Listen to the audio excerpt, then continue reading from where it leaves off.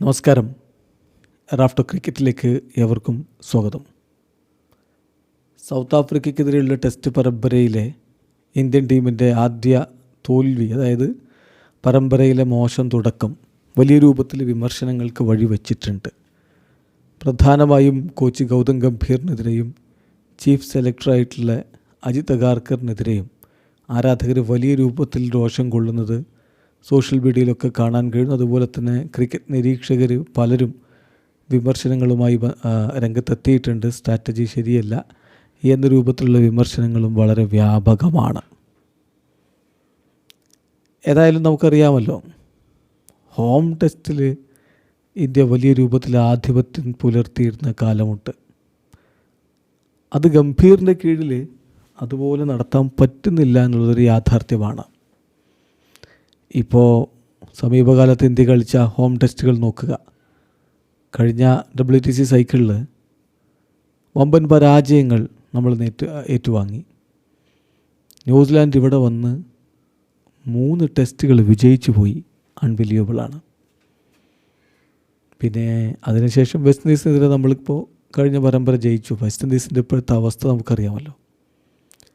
പക്ഷേ WTC ചാമ്പ്യന്മാരായ south Africa വരുമ്പോൾ സൗത്ത് ആഫ്രിക്കയോട് നമ്മൾ ആദ്യ കളി വെറും 3 ദിവസം പോലും പൂർത്തിയാകാതെ അടിയറവ് പറഞ്ഞിരിക്കുകയാണ്. സൗത്ത് ആഫ്രിക്ക മികച്ച രൂപത്തിൽ കളിച്ചു എന്നുള്ളത് ശരിയാണ്. പ്രത്യേകിച്ച് അവരുടെ ക്യാപ്റ്റൻ ടെംബ ബവുമൊക്കെ കൃത്യമായ ലക്ഷ്യവും ബോധ്യവും ഒക്കെ ഉണ്ടായിരുന്നു. അതുകൊണ്ട് തന്നെ അവർ വിജയിച്ചു.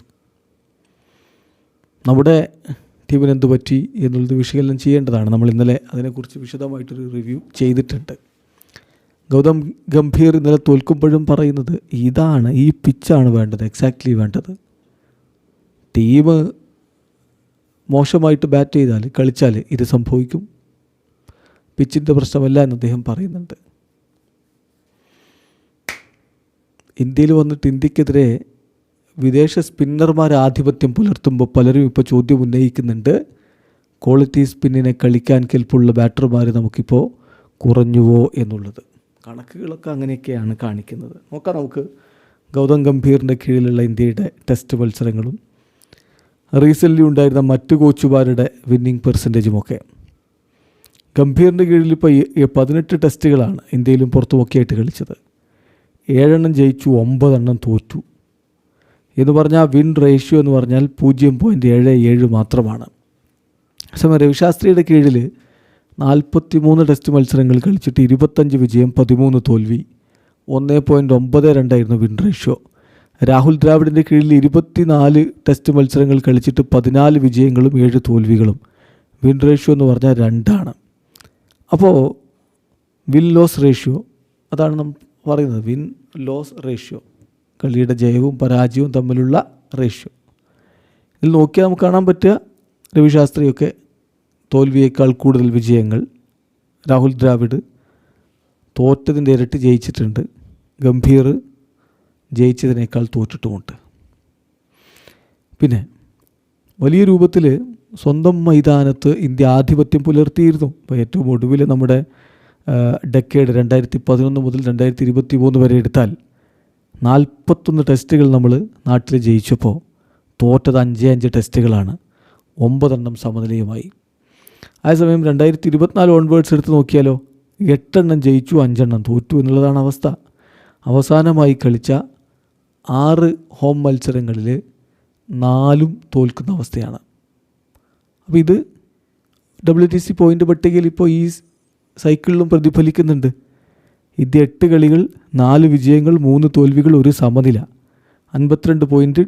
PCT 54.17 മാത്രം. ഇന്ത്യ 4ാം സ്ഥാനത്താണ്. Sri Lanka 2 test, PCT 66.67. South Africa 3 test, PCT 66.67. South Africa 2ാമതും ശ്രീലങ്ക 3ാമതും വരുമ്പോൾ ഓസ്ട്രേലിയ 3 ടെസ്റ്റ്, 100% PCT, 3 വിജയിച്ചു, 100% PCT യുടെ 1ാമത്. അപ്പോൾ ഇതൊക്കെ മാറ്റം വരുത്തണമെങ്കിൽ തീർച്ചയായിട്ടും വലിയ രൂപത്തിൽ ഒരു ചേഞ്ചസ് ഉണ്ടാകണം. അത് താരങ്ങളിൽ ഉണ്ടാകുമെന്ന് ഞാൻ കരുതുന്നില്ല. പക്ഷേ അവരുടെ അപ്രോച്ചിലും ഗെയിമിനെ എങ്ങനെ കാണുന്നു, എങ്ങനെ അപ്ലൈ ചെയ്ത് കളിക്കുന്നു എന്നുള്ളതിലും വലിയ മാറ്റങ്ങൾ ഉണ്ടാവേണ്ടതുണ്ട്. അതിന് കഴിയുമോ ഈ പറയുന്ന ആളുകൾക്ക്, അതായത് ഗൗതം ഗംഭീറിനും അജിത് അഗാർക്കർക്കുമൊക്കെ ആ രൂപത്തിലേക്ക് ടീമിനെ മാറ്റിയെടുക്കാൻ പറ്റുമോ എന്നുള്ളിടത്താണ് ഇനിയുള്ള ഭാവി കിടക്കുന്നത്. പ്രത്യേകിച്ച് നമ്മൾ ഒരു ട്രാൻസിഷൻ പീരീഡിലാണ്. പ്രധാനപ്പെട്ട താരങ്ങൾ വിരമിച്ചു. വലിയ എക്സ്പീരിയൻസ് ഉള്ള വിരാട് കോഹ്ലി ആവട്ടെ, രോഹിത് ശർമ്മയാവട്ടെ, അതുപോലെ രവി അശ്വിനാവട്ടെ ഒക്കെ വിരമിച്ചു. അപ്പോൾ ഒരു ട്രാൻസിഷൻ ടൈമിലാണ്. അപ്പോൾ താരങ്ങൾക്ക് വലിയ രൂപത്തിലുള്ള പിന്തുണയും ആവശ്യമാണ്. കോൺഫിഡൻസ് പിടിക്കേണ്ടതുമുണ്ട്. ഇപ്പോൾ ഈ 4 കളി തോറ്റെന്ന് പറയുമ്പോൾ 3 തോൽക്കുമ്പോൾ ഈ വമ്പന്മാരൊക്കെ ഉണ്ടായിരുന്നു, അത് മറക്കുന്നില്ല. അതുകൊണ്ട് മാത്രമാണ് ഈ തോൽവി എന്നല്ല പറയുന്നത്. ടീമിൻ്റെ അപ്രോച്ചിലും കാര്യങ്ങളിലുമൊക്കെ വ്യക്തമായ മാറ്റം ഉണ്ടാവേണ്ടതുണ്ട്. അതല്ല ഇത് തന്നെയാണ് വരുന്ന ചില സീസണുകളിൽ കൂടി, ചില പരമ്പരകളിൽ കൂടി സംഭവിക്കുന്നതെങ്കിൽ ഗൗതം ഗംഭീറിന് നിലനിൽപ്പ് അവതാളത്തിലാവും. നിങ്ങളുടെ അഭിപ്രായം കമൻറ്റ് ബോക്സിൽ രേഖപ്പെടുത്തുക. വീഡിയോ അവസാനിക്കുന്നു. ക്രിക്കറ്റ് ലോകത്തെ കൂടുതൽ വിശേഷങ്ങളുമായി റഫ് ടോക്സിൽ എത്താം.